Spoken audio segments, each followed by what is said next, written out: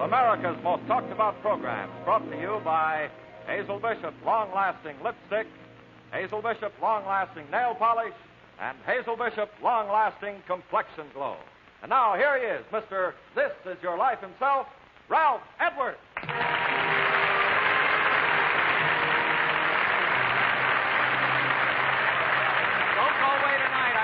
Don't leave the set. This is going to be terrific. Hello, everybody. Thanks for joining us again on This Is Your Life. Now, tonight we have a startling surprise in store for you. Now, listen to this. We're going to recreate not one, but two lives. Wait till you see who they are. Now, right now, our two subjects are in room 205 of the Hollywood Knickerbocker Hotel. That's just a short block from here, just behind our theater, as a matter of fact. And they're talking to a friend of theirs, one of England's most prominent producers, Mr. Bernard Delpont of London, whom we brought here to Hollywood just to make our surprise work. Now, listen, we have a television camera hidden behind French doors in the kitchenette, you see, of the hotel suite over there. Now, on my signal, the door will fly open. So the doors will go open, the lights will go on, the speaker will go on so they can hear, and, well, you'll see what happens. All right, now. Everything ready, boys? Here we go. Take it away. Camera number 5 in the kitchenette of Suite 205 at the Hollywood Knickerbocker Hotel. Here we go. Mr. Stan Laurel, Mr. Oliver Hardy. Stan Laurel and Oliver Hardy. This is Ralph Edwards speaking to you from the El Capitan Theater on Vine Street here in Hollywood. Your very good friends there, Mr. Bernard Delpont. Mr. Delpont, hello. Where are, yeah, there you are. And Mr. Ben Shipman. Hello, Mr. Shipman. Hello, sir. Yes, they have joined with us in this surprise tribute to one of the greatest comedy teams of our time.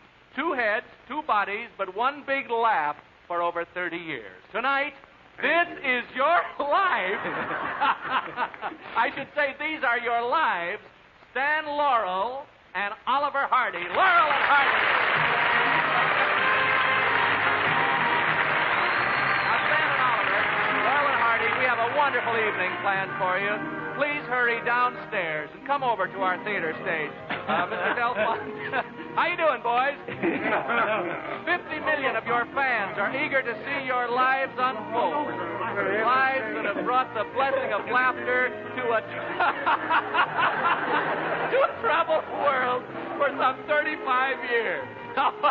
While we wait for Laurel and Hardy to arrive, well, anything can happen tonight. Ladies and gentlemen, we have another surprise for you. Our own Joanne Jordan singing a cute new song.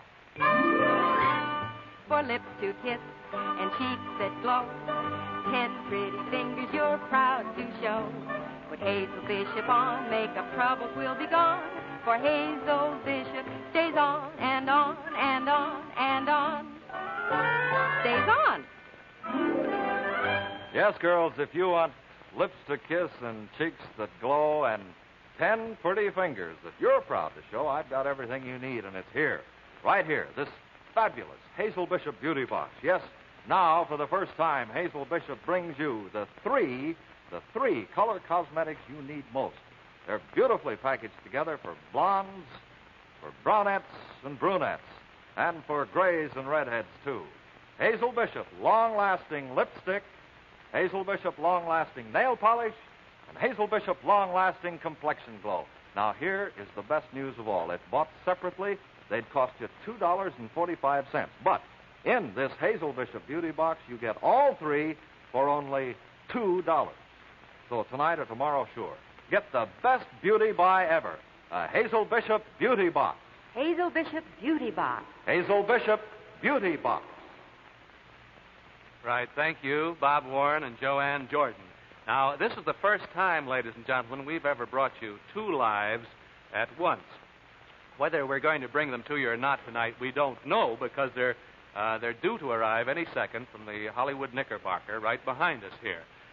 The lives of Stan Laurel and Oliver Hardy. And if you've just tuned in, stick around, because from what's gone on beforehand, this is liable to be the greatest night that we've ever spent on This Is Your Life. We've had more fun preparing this program, I believe, than we have any of the programs that we've done. We even went to the trouble of bringing Mr. Bernard Delpont all the way from London, New York, here, just to surprise these 2 boys, because Mr. Ben Shipman, their manager and longtime friend, said, look, there's only one person, I think, who will fool these two fellas or who's going to command enough interest for them to get away from their home, their wives, long enough. Of course, they brought their wives down with them. You saw them there, and you're going to see them a little later, to get them away and to fool them. That would be Mr. Delphine.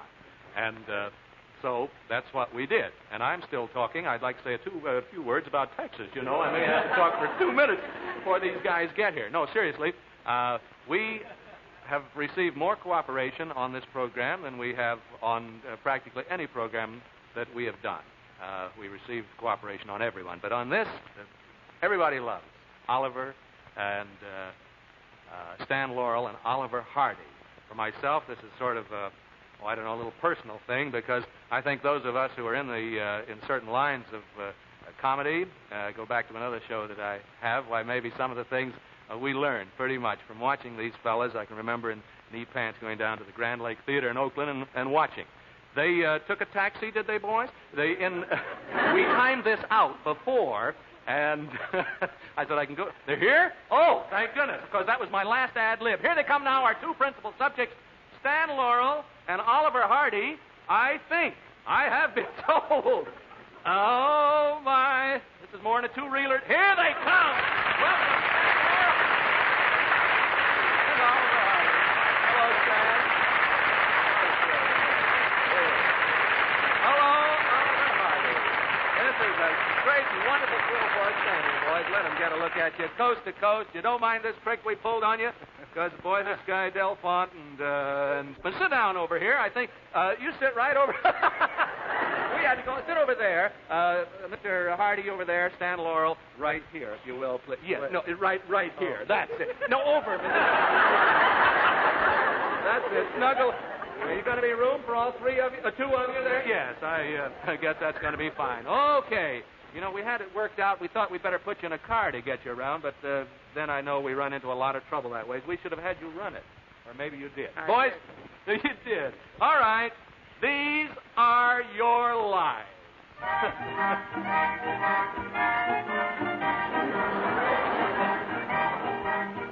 Well, that's familiar. It's said that laughter is the highest gift of the gods. Well, sometime near the start of the 20th century, it came time for you to be born, Stan and Oliver, so laughter rolled down from the blue vault of the skies and broke into two parts. You, Stan Laurel, are the first half. You're born at Ulverston in Lancashire, England, right, Stan? And your stage name is now Stan Laurel. What was your real name, Stan? You want to tell me? You want to tell me? My real name? Your real name? Jefferson. Jeff, that's nice. Stanley. Stanley? Was there a name before that? Arthur. Arthur Stanley. When English schoolmasters called the roll and came to the name of Arthur Stanley Jefferson, they seldom got an answer. Why was that, Stan? Were you there all the time? Sometimes. You used to sort of like to skip school once in a while, didn't you? Once in a while. Once in a while. And as you... What are you laughing at, Mr. Hardy, over here? Yeah. Oh, all right. As you grow up, Father tries hard to get you to learn the business end of the theater. That's right. Stan took tickets at the box office, but longed for the day when he could take a funny fall or say a funny line on the stage. Now, there's a voice from your boyhood days, Stan. I don't know if you can guess whose voice it is or not. No. He was your childhood playmate, and he's flown here from England to surprise you. From North Shields, England, here's your friend, Mr. Roland Park. Roland Park.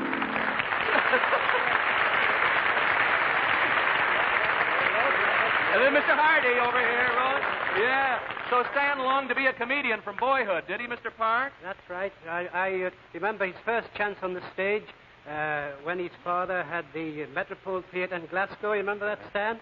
And Stan was there doing his stuff, and while he was parading up and down, there was a gentleman sitting right in the front of the stalls, and he kept looking at Stan, and Stan thought, I seem to know that face. Yeah, who did you see sitting there, Stan? Who was that? Your father? Yeah, my dad. Yeah. You make a fast exit, and the tailcoat got in the act, too, didn't it, Mr. Park? Oh, yes. Stan had, you remember you borrowed your dad's coat, a long tail coat was far too big for him, you know, trailing along the ground there, and there was Stan walking along, and got his coat and pulled the coat right in two, and Of course, later on, Stan, with the tails over one arm and the rest over the other, had to march home. What happened when he got home, heaven knows to know. Well, thank you, Mr. Roland Park, for coming from England to tell us of Stan Laurel's debut as a boy comedian. You'll see him a little later. Well, shortly after you're born, Stanley, a similar event is taking place in the town of Harlem, Georgia, USA. Yes, that face is unmistakable, isn't it? You haven't changed a bit. Oliver Hardy. Thus, on January 18th, 1892, a full 10 pounds of good humor and future laughter are born to Miss... Oh, I've forgotten the date. Yes, I think it was in there somewhere. No, it's 14 pounds. Oh, 14 pounds. Oh, I see, yes. That's what your mother said? Well, at any rate, you were born to Mr. and Mrs. Oliver Hardy of Harlem, Georgia. Now, Mr. Hardy, what is your real first name? Norval. I didn't get it. Norval, N-O-R-V-E-L-L. Norville, yes, sir. You are the youngest of 5 children. After your father's death, you adopt his first name. Now, most of your boyhood is spent in the town of Milledgeville, Georgia, and there to support you children, your mother manages the Baldwin Hotel. Norval and I always walked to school together. Instead of carrying my books, I carried his, so that he could sing and dance all the way there. Now, can you guess who that is, Oliver? My sister? Now, listen. She was your first childhood sweetheart. In fact, another girl, Mary Horn, pulled her hair good and hard once over you. You knew her as Althea Miller, and you haven't seen each other for 45 years. Here from Macon, Georgia, is your friend, Mrs. Althea Miller Horn. Come on, Althea.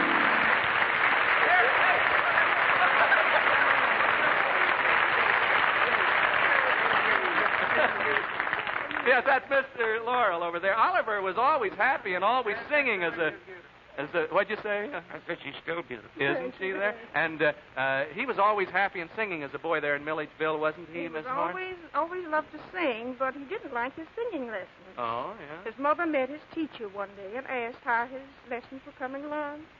And she said he hadn't been in over a week. Well, what else do you remember of his boyhood, Althea? I remember him as a very brave boy. In fact, he went into the Oconee River to save his brother Sam from drowning.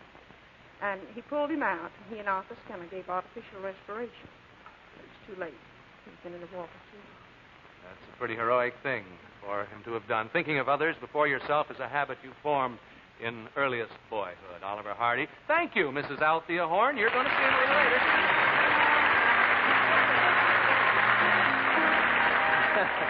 Now, down, boys. We return to your life, Stan Laurel. Your father encourages you, gets you an engagement with Levy and Cardwell's juvenile pantomimes. You're just 17. 1910, you tour America and here decide to remain to play in your own acts in American vaudeville. One of Stan's acts was being a funny burglar. He got such howls of laughter, he was signed up for his first comedy movie. Now, do you recognize that voice, Mr. Laurel? You may not. He was technical advisor on one of your early movie comedies in 1922. He's now president of Pan American Television Corporation. Here's your good friend, Mr. Frank Faust. Frank Faust.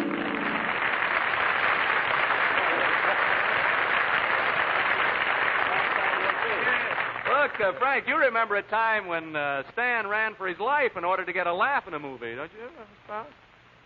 Well, Stan had the courage to take the personal risks of it. Involved a good comedy scene. But he encountered a bull one time without any sense of humor. A bull? Yeah. We were making a comedy takeoff on Rudolph Valentino's Blood and Sand, and in the scene, Stan was supposed to let this bull chase him down the street. What was his name in the Rhubarb Vaseline. Oh, yeah. And as it turned out, by the time the camera started grinding, the bull caught up to Stan and almost killed him. After the real scare was over, we gave him another fright just as a joke. How was that, Faust? Well, we told him that the camera didn't get the picture and that the scene would have to be shot over again. Thank you, Frank Faust. Thank you very much. Thank you, Frank. Now, in a moment, we'll find out what you were doing at this same period of time, Oliver Hardy, and we'll learn that you two might never have gotten together at all if it hadn't been for a leg of lamb. Right now, both of you can take a breather, and I know you want it, just for a moment while we turn our attention to Bob Warren. Thank you, Ralph. Now, girls, you know the familiar saying, good things come in threes? Well, right now, Hazel Bishop brings you America's 3 most popular cosmetics in this stunning gift box. Hazel Bishop long-lasting lipstick, Hazel Bishop long-lasting nail polish, and Hazel Bishop long-lasting complexion glow. And what's more, all 3 of them, if bought separately, would cost you $2.45. But in this Hazel Bishop beauty box, they're yours for only $2. Well, that's certainly wonderful beauty news. And a perfect Christmas present for every woman. It's so wonderfully convenient for her to use and looks so smart on her dressing table. And every time she puts on her Hazel Bishop cosmetics, she'll think of you. Yes, no matter what else you give her, here's the gift that you can be sure she wants, needs, and hasn't got. And you know what's best of all? You don't have to worry about sizes or shades. Just tell the clerk at any cosmetic counter the color of her hair. But don't wait until Christmas. Tonight or tomorrow, sure. Go to any drug, variety, or department store and ask for Hazel Bishop's fabulous new beauty box. Hazel Bishop Beauty Box. Hazel Bishop Beauty Box. You know, Oliver Hardy just said the most wonderful thing. He says, the funny thing, I never miss your show here. And to think, he says, it sort of fills you up. You bet it does. Back to These Are Your Lives. Stan Laurel and Oliver Hardy.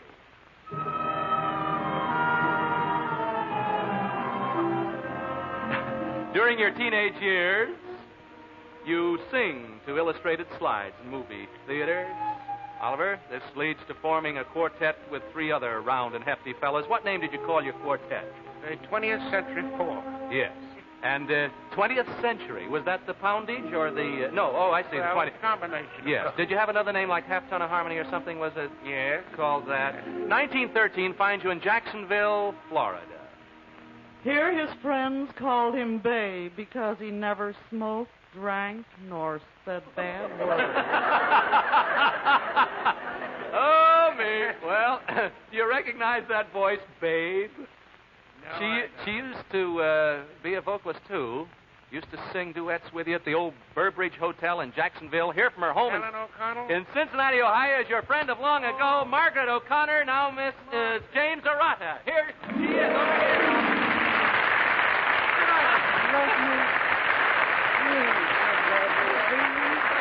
That's Mr. Laurel, Miss Arata. Well, now, Margaret, Mr. Hardy made his first movies right there. How's the family? They're swell, huh? Yeah. She tell me how many? 7?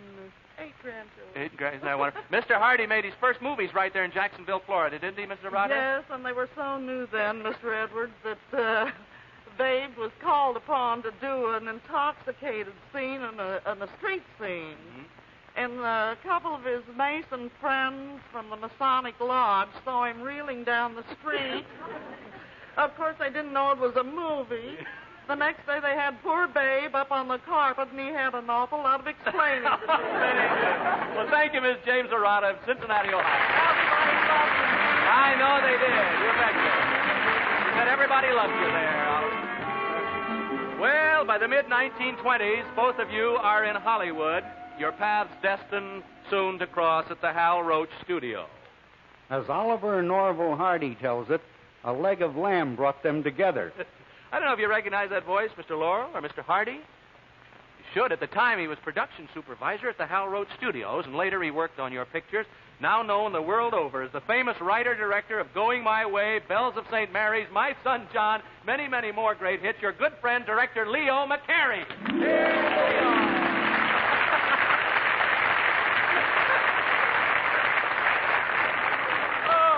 Look, Leo, how did a leg of lamb... sit down, Oliver, and we're going to get that a boy. How did a leg of lamb bring Laurel and Hardy together, eh? Well, it seems that Babe was cooking a leg of lamb, and for some reason he left his arm in the oven too long or something.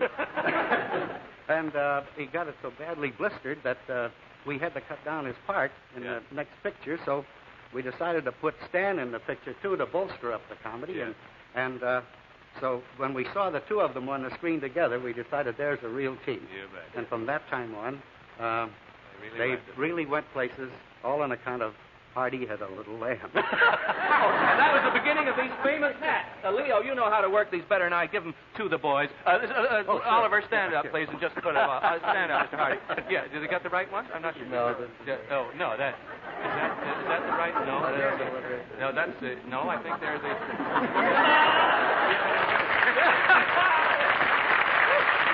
Oh, my. Look, in your pictures, babe, Stan always gets you in trouble. Isn't that right, Mr. Hardy? Now, is there any parallel in real life, Leo? Well, yes, I remember once when Oliver got in trouble without any help from Stan. Yeah, well, how's that? Well, we were shooting a picture up on the two of them were building a skyscraper. Mm-hmm. And they were up about 40 feet from the ground, and Stan looked down, standing up with his girder, and he got quite panicky, and Babe tried to quiet him, and he said, look, you don't have to worry, there's a safety platform about 15 feet under the scaffolding. And Stan looked down, and he said, well, even the safety platform doesn't look safe to me. And Babe tried to quiet him. He says, look, to show you that it's perfectly all right. He said, I'll show you. And he jumped off. Well, it wasn't safe. And the platform slowed him down a little, but he fell 20 and then 20 more feet to the ground. Well, I know that those boys showed a great deal of courage, though, to do some of the stunts they used to do. Well, you know, as a matter of fact, I felt that Babe seemed to show more courage than Stan, but he got hurt more often. Thank you, Leo McCary. Yeah. Thank you very much.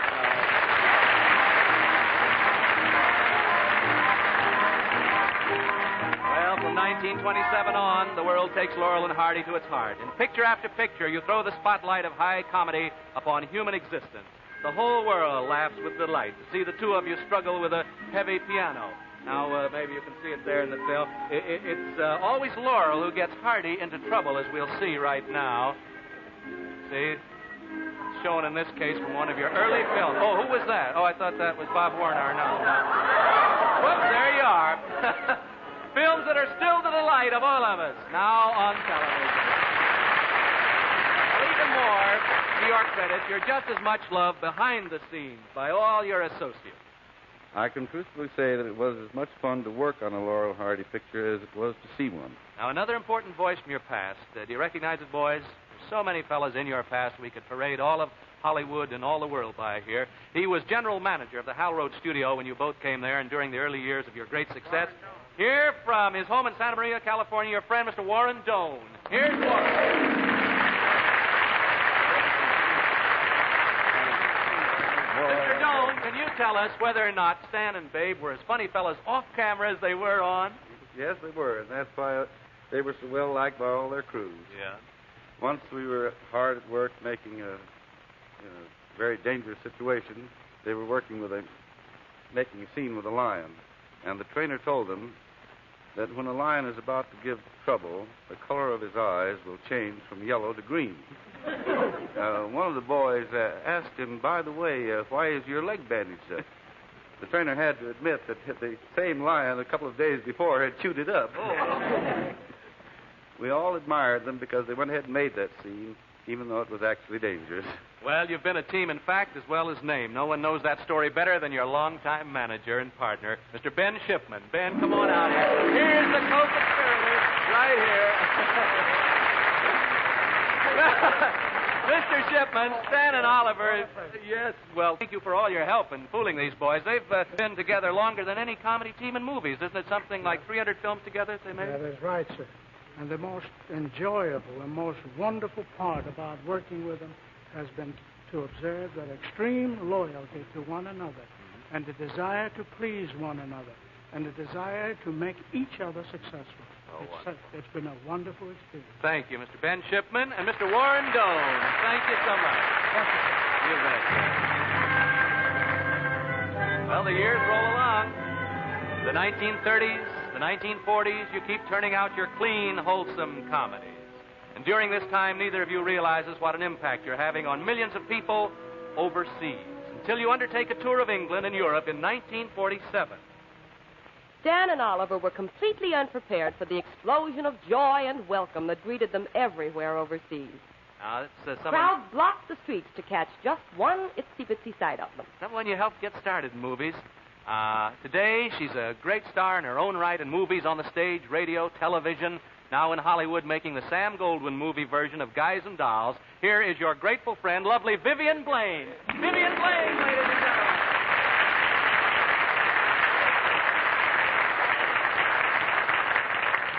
Well, Vivian, you were in London last year playing in Guys and Dolls when Stan and Oliver made their, third tour of the British Isles, I think it was. Now, how did the people show their affection for Stan and Babe? Well, Ralph, they had a most astonishing way of showing their great love for Stan and Ollie, as we all have. Yep. As a matter of fact, as the word got out that their ship was about to dock at Cove, Ireland, the signal went around, all the schools were closed, and thousands of people were at the docks to meet them.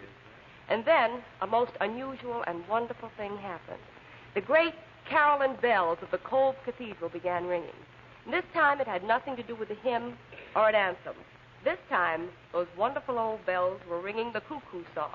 How about that? Thank you, Vivian Blaine. Thanks, Vivian Blaine. All your success would have been meaningless without someone to share it with you. So let's bring to your sides the two ladies who really knew how to keep our secret, your wives. First, your wife, Lucille Oliver, Mrs. Hardy. There she is. There we are. And your wife, Edith, Stan, Mrs. Laurel. Edith, right there. Hello. Oh, and another happy surprise, Stan. Your daughter, Lois, Mrs. Randy Brooks. And here is Lois. That's the daughter. These are your lives. You sit here, Stan. Mrs. Laurel, you sit right up there, and daughter beside you. And you, Mrs. Hardy, is there room, dear? He could sit on his lap, maybe. Well, your past gathering around you here, your fun and humor have been a tonic for a troubled world. You've given joy to others, a tremendous privilege, which is its own reward. Now, in a moment, we'll take a look into your future, but first, here's Bob Warren with a word about Hazel Bishop. Now, girls, remember, for a wonderful holiday lift, and men, for the perfect Christmas gift, get this Hazel Bishop Beauty Box. For the first time ever, you get Hazel Bishop long-lasting lipstick, Hazel Bishop long-lasting nail polish, and Hazel Bishop long-lasting complexion glow. All three packaged together in this one beautiful gift box. All three color matched for your individual complexion. And all three a regular $2.45 value for only $2. But you must hurry. Remember, this is the perfect Christmas gift and a real beauty bargain.